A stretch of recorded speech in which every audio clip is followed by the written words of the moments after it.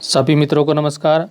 मित्रों, आज के इस वीडियो में हम Uttarakhand TET U TET second जो द्वितीय होता है, कक्षा 6 से 10 तक की कक्षाओं के जो टीचर बनते हैं उसके लिए जो यू टेट सेकंड होता है, यू टेट सेकंड के द्वितीय भाषा हिंदी के प्रश्न हम यहाँ पर आज के वीडियो में देखेंगे। तो आइए चलते हैं, द्वितीय भाषा हिंदी के प्रश्न देखते हैं। हमने अपने पिछले वीडियो में प्रथम भाषा हिंदी के प्रश्नों को देखा था, उसका लिंक मैं आपको इस वीडियो के डिस्क्रिप्शन बॉक्स में दे दूंगा, वहां से आप उन प्रश्नों को भी देख पाएंगे। अभी हमारे सामने है द्वितीय भाषा हिंदी के प्रश्न। तो द्वितीय भाषा हिंदी के प्रश्न किस प्रकार से आ सकते हैं, आइए देखते हैं। तो सबसे पहले तो मित्रों मैं आपको बताऊं कि इसमें गद्यांश आएगा। आपकी परीक्षा में गद्यांश दिया होगा, उस गद्यांश को पढ़ करके प्रश्नों के उत्तर देने होंगे। तो लगभग 2 गद्यांश या पद्यांश आ सकते हैं। तो यहाँ पर देखिए, पहला हमारे पास गद्यांश है, निम्नलिखित गद्यांश को पढ़कर पूछे गए प्रश्न संख्या जो 61 से 64 तक है के सर्वाधिक उचित उत्तर वाले विकल्पों का चयन करना है। तो गद्यांश को पढ़ना है और प्रश्न संख्या 61 से 64 तक के प्रश्नों के उत्तर देने हैं। तो मित्रों, जो द्वितीय भाषा हिंदी है वो प्रश्न संख्या 61 से शुरू होती है।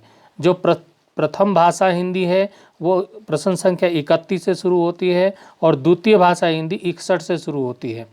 तो ये आप सबसे पहले तो गद्यांश पढ़ लेंगे, उसके बाद दिए गए प्रश्नों के उत्तर देखेंगे।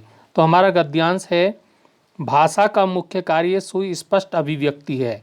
इम्पोर्टेंट बात है, जरा इसको देख लीजिएगा कि भाषा का मुख्य कार्य क्या होता है, सुस्पष्ट अभिव्यक्ति होता है। यदि सुस्पष्टता एवं निर्दिष्टता से कोई भी भाषा वंचित रहे तो वह भाषा चिरकाल तक जीवित नहीं रह सकती। नए शब्दों के निर्माण में भी यही बात सोचनी चाहिए। इस संदर्भ में यह भी याद रखना चाहिए कि हम पूर्वाग्रहों से मुक्त होकर उस शब्द की मूल आत्मा तथा सार्थकता पर उन्मुक्त विचार कर सकें। अंग्रेजी भाषा शासकों की भाषा रही है और भावदासता की निशानी है। ऐसा सोचकर यदि हम नए शब्द का निर्माण करने में लग जाएं तो नुकसान हमारा ही होगा, अंग्रेजों का नहीं।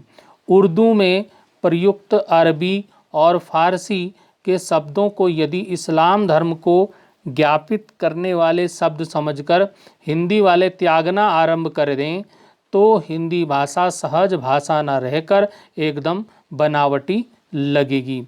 भाषा का नवीनीकरण यदि कुछ पंडितों एवं आचार्यों की दिमागी कसरत ही बनी रहे तो भाषा गतिशील नहीं होगी। भाषा का सीधा संबंध प्रयोग से है और जनता से है। यदि नए शब्द अपने उद्गम स्थान में ही अड़े रहें और कहीं भी उनका प्रयोग न किया जाए तो उसके पीछे के उद्देश्य पर ही कुठाराघात होगा। इसके लिए यूरोपीय देशों में प्रेषक के कई माध्यम हैं, श्रव्य, दृश्य, विधान, वैज्ञानिक, कथा साहित्य आदि। भारतीय भाषाओं में वैज्ञानिक कथा साहित्य नहीं के बराबर है। तो ये था हमारा गद्यांश, ये हमने गद्यांश पढ़ा। अब आ जाइए 61वां जो प्रश्न है उसको देख लेते हैं कि हमारा 61वां प्रश्न क्या है। 61वां प्रश्न हमारे पास है, भाषा की मुख्य विशेषता क्या है। आलंकारिकता है, अभिव्यक्ति की स्पष्टता है, व्याकरणिक शुद्धता है या सरलता है। तो इसका जो सही उत्तर है मित्रों वो मैंने शुरू लाइन में ही आपको बताया था, अभिव्यक्ति की स्पष्टता। तो इसका बी वाला जो है आंसर वो सही हो जाएगा। अब आते हैं 62वां प्रश्न हमारे सम्मुख है कि नए शब्द निर्माण में ध्यान रखने योग्य मुख्य बात क्या है। भाषाई पूर्वाग्रह का त्याग, संप्रेषणीयता, भाषा के मौलिक अनुरूप की अनुरूपता और भाषा को विकृति से बचाना। तो इसका जो उत्तर जो सही है वो ए वाला है, भाषा ही पूर्वाग्रह का त्याग। अब आता है प्रश्न संख्या 63 में क्या है, भाषा का सीधा संबंध किस से है। लेखन से है, श्रव्य दृश्य विधान से है, कथा साहित्य से है, जनता से है। तो इसका सही उत्तर जो है वो जनता से है, डी वाला इसका उत्तर सही है। मैंने यहाँ पर लिख भी दिया है उत्तर, डी वाला इसका सही है, जनता से। 64वां प्रश्न, वैज्ञानिक कथा साहित्य की सर्वाधिक उपयोगिता क्या है? तो इसका सही उत्तर है पाठकों को नए वैज्ञानिक शब्दों का बोध कराना। ये इसका सही उत्तर है, मैंने निशान इसमें पहले ही लगा दिया है, आप देख लीजिए, ये इसका सही उत्तर है। अब आते हैं 65वां प्रश्न। 65 जो प्रश्न, अब गद्यांश के जो प्रश्न थे 64 तक थे, 65वां प्रश्न आप देखिए कि 65वां प्रश्न क्या है। इनमें से कौन सा सिद्धांत भाषा उत्पत्ति से संबंधित नहीं है? अनुकरण का सिद्धांत, डिंग डोंग का सिद्धांत, बाउ बाउ सिद्धांत या कहानी कथन सिद्धांत? तो कौन सा सिद्धांत से, इसका जो सही उत्तर है वो डी वाला है, कहानी कथन सिद्धांत, डी। अब आता है प्रश्न संख्या 66। प्रश्न संख्या 66 है, इनमें से विवृत वर्ण है, इनमें से विवृत वर्ण अ, आ, ई, उ। तो विवृत वर्ण जो है वो आ है, बड़ा आ से आम वाला, तो ये विवृत वर्ण है। अब आता है 67वां प्रश्न, अंतस्थ व्यंजनों का समूह कौन सा है? च, छ, ज, झ, अक्षात्र, अज्ञश्र, य, व, र, ल या श, ब, स, ह? तो इसका जो सही उत्तर है, अंतस्थ जो व्यंजन होते हैं वो य, र, ल, व वाले होते हैं, तो ये सी वाला इसका उत्तर सही है। मित्रों अगला प्रश्न है 68वां प्रश्न हमारे सम्मुख है, कौन सा वर्ण युग्म अल्प प्राण नहीं है? क से ग, ख और घ, या च और ज या त द? तो इसका जो सही उत्तर है वो बी वाला है, ख और घ, ये अल्प प्राण नहीं है। 69वां प्रश्न है, आपका जीवन उज्जवल हो, एक कथन है, आपका जीवन उज्जवल हो, ये वाक्य है, ये किस प्रकार का वाक्य है? संकेतवाचक वाक्य है, इच्छावाचक वाक्य है, आज्ञावाचक वाक्य है या संदेहवाचक वाक्य है? तो इसका जो सही उत्तर है वो है इच्छावाचक, बी वाला जो है वो सही है, इच्छावाचक वाक्य है ये, कि आपका जीवन उज्जवल हो, ये इच्छा की गई है ये। अब आता है 70वां प्रश्न, कौन सी रचना आदिकाल से संबंधित है? तो आदिकाल की जो रचना है मित्रों वो है पृथ्वीराज रासो, जो चंद्रबरदाई जी ने लिखी थी।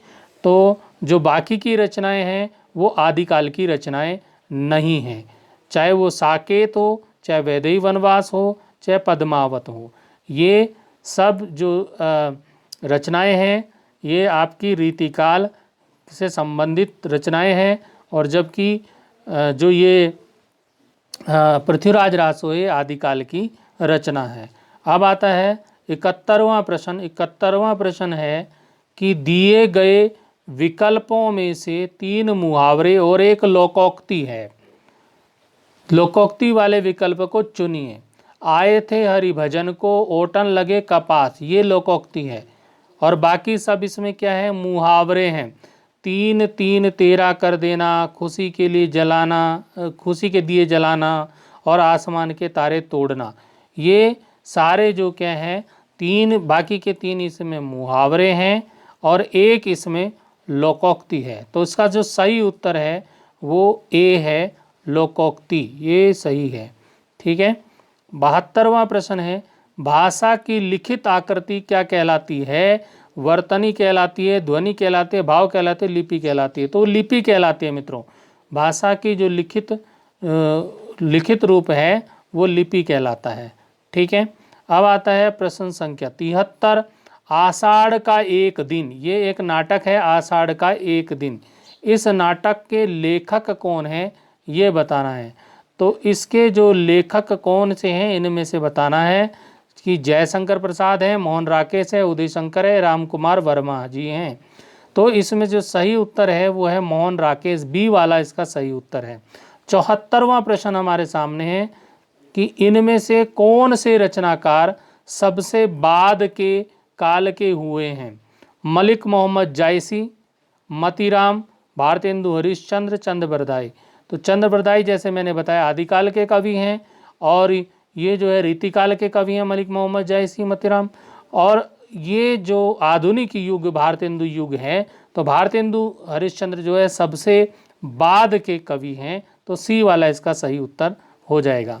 75वां प्रश्न है, किस काव्य में सर्गों के नाम इड़ा, श्रद्धा, लज्जा आदि हैं? तो वो कामायनी ग्रंथ है जयशंकर प्रसाद जी का, जिसमें कि सर्गों के नाम ईड़ा, श्रद्धा, लज्जा हैं। बाकी इनमें नहीं है। चिदम्बरा, साकेत, प्रिय प्रवास में ये सर्गों के नाम नहीं है। तो इसका सही उत्तर है कामायनी। ठीक है। अब आता है प्रश्न संख्या 76। प्रश्न संख्या 76 दिया है कि निम्न छंद के प्रथम और तृतीय पद में मात्राओं की संख्या है। सोहत ओढ़े पीत पटु श्याम सलोने गात, मनो नीलमणि शैल पर आता पड़ियो प्रभात। तो अब ये इसमें कितनी कितनी मात्राएं हैं? 12 12, 11 11, 13 13, 16 16, कितनी कितनी मात्राएं हैं ये आपको बताना है इसमें। तो मात्राओं का ये है, जो बड़ी मात्रा होती है उसके 2 मात्रा गिनी जाती है। तो यहाँ पर जो सो है इसकी 2 मात्रा हुई, हा के 1 हुई और ता की 1 हुई। तो 2 और 1 1 4 और 2 कितनी हो गई? 6 और 2 8 और 2 2 8 10 और 1 11 12 13, 13 मात्राएं हुई।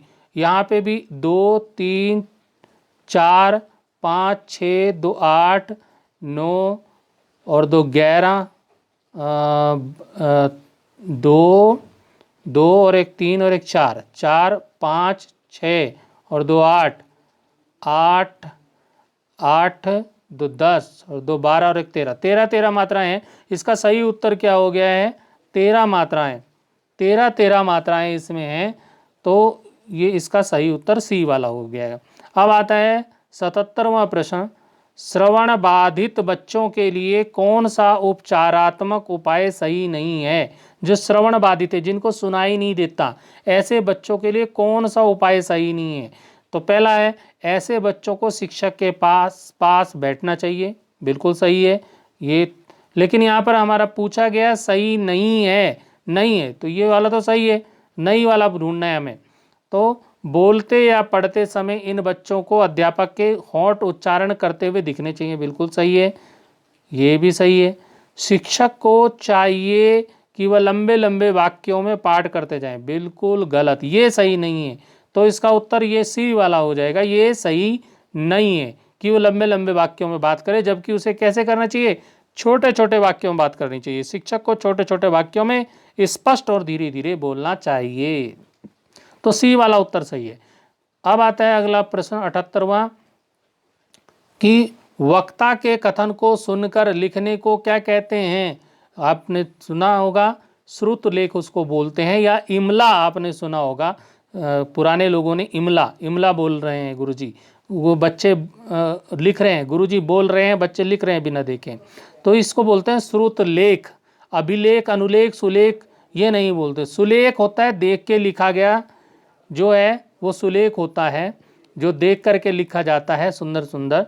श्रुत लेख मतलब सुनकर लिखा गया, जो सुनाई, बोलने वाला कोई और है, लिखने वाला कोई और है।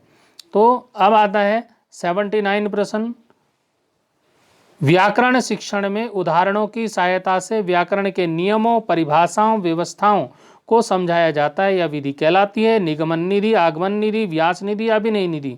तो ये जो विधि है ये कहलाती आगमन विधि। तो इस चीज़ को ध्यान रखिए, बी वाला इसका सही है। अब आता है अगला प्रश्न, प्रश्न संख्या 80। 80 पे चलते हैं। 80 वाला जो प्रश्न है वो है, कौन सी विधा हिंदी साहित्य में स्मारक साहित्य के अंतर्गत नहीं आती है? इंपॉर्टेंट चीज ध्यान दीजिए कि नहीं आती है। बाकी सब आती हैं, लेकिन एक है जो नहीं आती है। वो कौन सी है वो इसमें देख लेना है। संस्मरण ये आता है स्मारक में, रेखा चित्र भी आता है स्मारक में, और आत्मकथा भी आता है। एक निबंध ऐसा है जो स्मारक में नहीं आता। तो ये इसका सही उत्तर है। अब आता रजनीश शब्द है। इस रजनीश शब्द में संधि बतानी है, गुण संधि, यण संधि, दीर्घ संधि, वृद्धि संधि। तो मित्रों रजनीश, जब इसका हम संधि विच्छेद करेंगे तो ईश जो शब्द आएगा, रजनी धन ईश, तो इसमें जो बड़ी ई की मात्रा लगी है तो ये दीर्घ संधि का यहाँ पर प्रयोग होता है। तो इसका सही उत्तर हो जाएगा दीर्घ संधि। अब आते हैं 82वें प्रश्न। किस वाक्य में संबंध कारक है? राहुल ने मेज पर घड़ी रखी है, यह मेरा सामान, ये सामान मेरा है, साहब ने कर्मचारी को निर्देश दिए हैं, बच्चों के लिए कुछ ले लो। तो इसका जो सही उत्तर है यह सामान मेरा है, ये संबंध है, संबंध कारक है, सामान से संबंध है मेरा। ठीक है। अब फिर एक गद्यांश आपके सामने आता 83 से 86वां जो प्रश्न है वो गद्यांश है। निम्नलिखित गद्यांश को पढ़कर पूछे गए प्रश्न संख्या 83 से 86 तक के सर्वाधिक उचित उत्तर वाले विकल्प का चयन कीजिए। पहले गद्यांश पढ़ लीजिए आप, गद्यांश आप पढ़ लेंगे, मैं भी पढ़कर आपको यहाँ पर बताता हूँ कि भारत में समय समय पर ईरानी, यूनानी, शक, कुषाण, हूण, अरब, तुर्क, मंगोल आदि जातियाँ आई, लेकिन भारतीय संस्कृति ने अपने विकास की प्रक्रिया में इन सभी को आत्मसात कर लिया और उनके अच्छे गुणों को ग्रहण करके उन्हें अपने रंग रूप में ऐसा ढाला कि वे आज भारतीय संस्कृति के अभिन्न अंग हैं। भारत ने वे सभी विचार, आचार, व्यवहार स्वीकार कर लिए जो उसकी दृष्टि में समाज उपयोगी थे। अच्छे विचारों को ग्रहण करने में भारतीय संस्कृति ने कभी परहेज नहीं किया। विविध संस्कृतियों को पचाकर उन्हें एक सामासिक रूप देना ही भारतीय संस्कृति का कालजयी होने का कारण है। अनेकता में एकता ही भारतीय संस्कृति की विशिष्टता रही है। कवि गुरु रविंद्रनाथ ठाकुर ने भारत को महामानवता का सागर कहा है। अब आता है 83वां प्रश्न जो इस गद्यांश पर आधारित है। 83 प्रश्न है कि भारतीय संस्कृति में घुल मिलकर कौन हमारी संस्कृति के अभिन्न अंग हैं? शक, हूण, मंगोल ये सभी हैं, उपर्युक्त सभी हैं, तो डी वाला उत्तर इसका सही हो जाएगा, उपर्युक्त सभी। अब आता है प्रश्न संख्या 84। भारत ने किन विचारों, व्यवहारों को स्वीकार कर लिया जो भिन्नता पैदा करते थे, जो व्यक्तिनिष्ठ थे, जो समावेशी थे? तो ये सी वाला इसका सही उत्तर हो जाएगा, जो समावेशी थे। तो ये सी इसका उत्तर हुआ। 85 प्रश्न है, भारतीय संस्कृति को इसलिए कालजयी कहा गया है क्योंकि उसने विविध संस्कृतियों का एक समन्वित रूप बनाया, क्योंकि उसने अपनी संस्कृति में किसी को समाहित नहीं होने दिया, क्योंकि भारतीय संस्कृति एक नवीन संस्कृति है और क्योंकि भारतीय संस्कृति एक निर्धारित कालखंड तक सीमित है। तो मित्रों इसका जो ए वाला है वो सही उत्तर है, क्योंकि उसने विविध संस्कृतियों को एक समन्वित रूप बनाया है। तो 85 का ए वाला सही है। अब चलते हैं 86 नंबर पे। 86 जो प्रश्न है वो है महामानवता का सागर के लिए दूसरा उपयुक्त समूह शब्द क्या हो सकता है? मानवता का महासफर, मानवता का महासिंधु, मानवता का महाक्षितिज, मानवता का महाभारत। तो इसका जो सही उत्तर बी वाला होगा, मानवता का महासिंधु। अब आता है 87वां प्रश्न है, कौन सा युग्म सही नहीं है? अलंकार संप्रदाय भामह, रस संप्रदाय भरत मुनि, ध्वनि संप्रदाय आनंदवर्धन और वक्रोक्ति सिद्धांत दंडी। तो इसका डी वाला सही है, वक्रोक्ति सिद्धांत दंडी। ठीक है। अब आता है 88 प्रश्न, अर्धविराम किसको कहेंगे? अर्धविराम ये चिन्ह यहाँ पर दिए हैं, देख लीजिए ए बी सी डी में। तो एक चिन्ह आपको ये दिखाई दे रहा है, एक बिंदु है, नीचे डंडा है, ये वाला चिन्ह है, ये वाला चिन्ह है, ये वाला चिन्ह है। तो इसका जो अर्धविराम जो आया है वो ए वाला सही है। अर्धविराम में ये होता है, ये विराम है लेकिन ये अर्धविराम जो वो है वो ए वाला है। तो ए वाला इसका उत्तर सही हो जाएगा। अब आता है कौन सा शब्द संकर शब्द की श्रेणी में आता है? संकर जो शब्द है वो पहले वाला है बम वर्षा। बम और वर्षा अलग अलग भाषाओं के शब्द हैं, बम और वर्षा। तो संकर शब्द ये यहाँ पर इसका सही उत्तर है। अब आता है अंतिम जो द्वितीय भाषा हिंदी का 90 नंबर का जो प्रश्न है वो अंतिम होता है। तो इसको देख लीजिए, बीती विभावरी जागरी अंबर पनघट डुबोरही तारा घट उषा नागरी। बहुत ही महत्वपूर्ण उदाहरण है, ये रूपक अलंकार का बहुत प्रसिद्ध उदाहरण है। रूपक अलंकार बी वाला इसका उत्तर सही होगा। कौन सा अलंकार है? रूपक अलंकार। तो इस प्रकार मित्रों हमने अपने इस वीडियो में द्वितीय भाषा हिंदी, जो हमारी यू टेट उत्तराखंड टेट में जो द्वितीय भाषा हिंदी, यदि आपने प्रथम भाषा में हिंदी नहीं लिया है तो द्वितीय भाषा में आप हिंदी ले सकते हैं। और ये किस प्रकार से इस पेपर को हल करेंगे ये हमने यहाँ पर इस वीडियो में देखा। फिर मिलेंगे मित्रों अगले वीडियो में। अभी के लिए धन्यवाद।